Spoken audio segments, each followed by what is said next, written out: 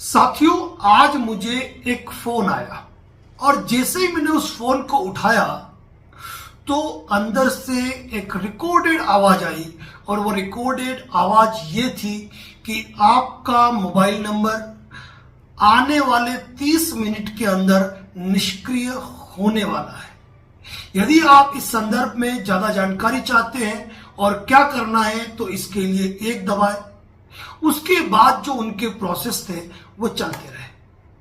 तो साथियों, यहां पर मैं आपको एक बात कहना चाहूंगा कि साइबर फ्रॉड आज की तारीख में इतना बढ़ गया है कि आप किसी भी दिन का अखबार उठा के देख लीजिए, अखबार में एक न एक खबर आपको अपने क्षेत्र की साइबर फ्रॉड की जरूर मिलेगी।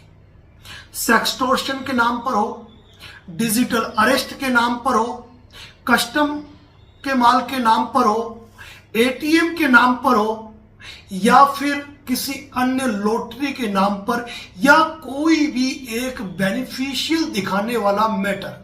और आजकल तो एक बड़ी बात चल गई है कि आपके बेटे या आपकी बेटी यानी कि आपकी संतान यदि किसी बाहर पढ़ रही है, बाहर की मेट्रो सिटीज में पढ़ रही है, तो ये तक फोन आते हैं कि आपके बच्चे को अरेस्ट कर लिया गया है, उसके ऊपर रेप केस है या उसने ये एक्ट कर दिया है और इस एक्ट के अंतर्गत उसको गिरफ्तार किया जाएगा। यदि इस मैटर का सॉल्यूशन करना चाहते हैं तो आप ये काम करें। पुलिस की तमाम जागरूकता के बावजूद, सरकारी तंत्र द्वारा लगातार प्रयास करने के बावजूद ये अपराध थमने का नाम नहीं ले रहे।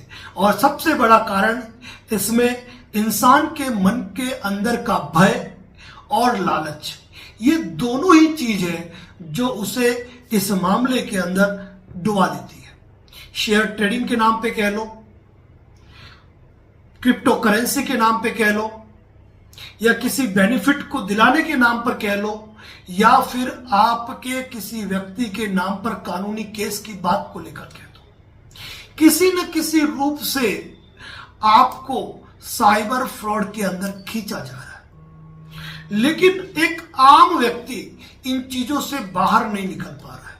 इसके पीछे कारण क्या है? और इससे बड़ा कारण और क्या होगा कि कई एजुकेटेड, पढ़े लिखे आईएएस, आईपीएस, मजिस्ट्रेट लेवल अधिकारी भी इस फ्रॉड का शिकार हो रहे हैं। साथियों, एक बात आपको ध्यान रखनी है कि किसी बैंक वाले को यह नहीं पड़ी है कि आपको फोन करके सूचना देगा कि आपका एटीएम बंद होने वाला है। कोई कंपनी आपको फोन करके यह नहीं बताने वाली है कि आपका नंबर निष्क्रिय होने वाला है। कोई व्यक्ति कस्टम अधिकारी बनकर आपको फोन नहीं करेगा। आपकी संतान के ऊपर कोई एफआईआर है तो पहले संतान को तो फोन लगाइए, लेकिन हमारे मन का भय या ये कह दे कि हमारे मन का लालच हमें साइबर फ्रॉड की ओर धकेलता है।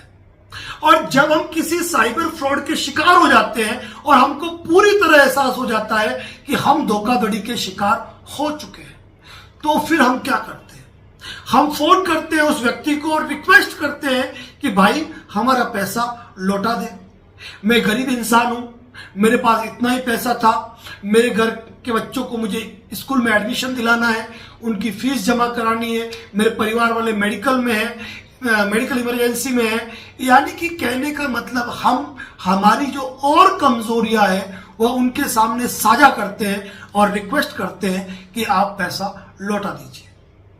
सामने वाला कहता है कि ठीक है, हम आपको पैसा लौटा देंगे, आप आपका अकाउंट नंबर दो, आईएफएससी कोड दो, आज शनिवार है, आज ये कारण है, लंच बाद, यूं करते करते वो अपना समय निकाल देते हैं। और जो गलतियां आपसे होती है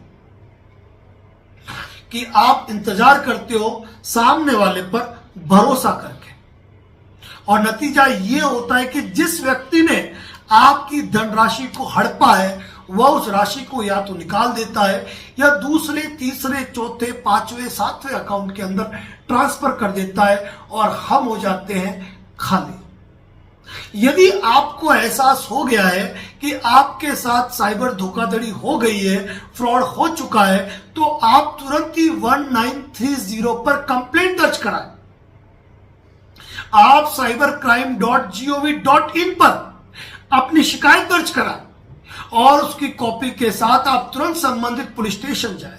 यदि आपने समय रहते यदि ये काम कर दिया तो सामने वाले के अकाउंट में जो राशि है वह राशि होल्ड हो जाएगी और कम से कम आपकी राशि रिकवर तो हो पाएगी।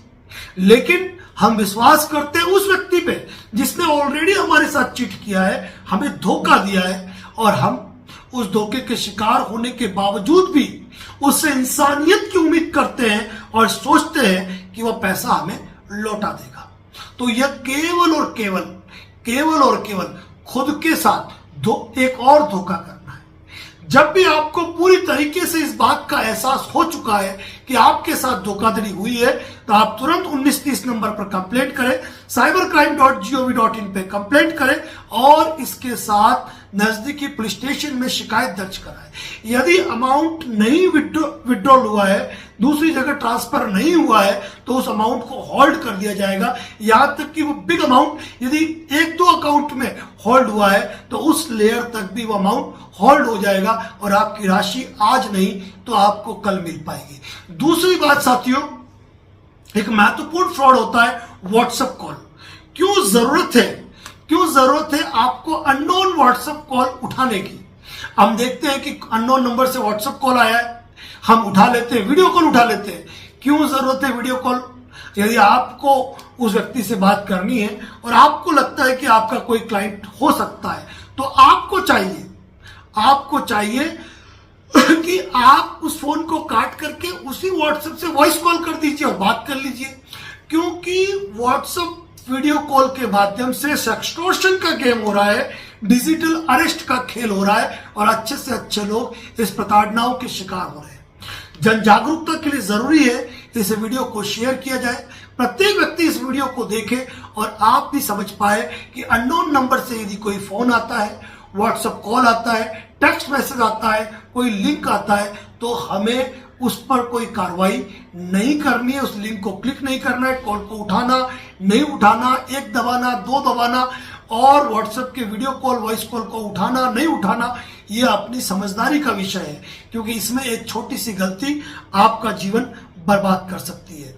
साथियों, जन जागरूकता से संबंधित इसी प्रकार के वीडियो हमारे यूट्यूब, इंस्टाग्राम, फेसबुक चैनल पर पोस्ट किए जाते हैं। चैनल पर नए हैं तो सब्सक्राइब और फॉलो करना बिल्कुल भी ना भूलें और जन जागृति में इस वीडियो को शेयर जरूर करेंगे, ये उम्मीद करते हैं। यदि आप भी किसी फ्रॉड के शिकार हैं और हमसे बात करना चाहते हैं तो एक निवेदन करूंगा, पहले इस चैनल पर विजिट कर लीजिए, हर जानकारी इस चैनल पर पोस्ट है। इसके बावजूद भी यदि आप हमसे बात करने की जरूरत समझे तो कॉल बुक होगी और कॉल बुक का टेक्स्ट मैसेज कीजिएगा। कॉल बुक होने पर आपको हमारी तरफ से कॉल आएगा और आप संबंधित डॉक्यूमेंट व्हाट्सएप पे भेज के आप लंबी चर्चा कर सकते हैं और एक अच्छी कानूनी सलाह प्राप्त कर सकते हैं। बने रहे इसी तरह हमारे यूट्यूब चैनल पर। धन्यवाद। जय हिंद, जय भारत, जय मेवाड़।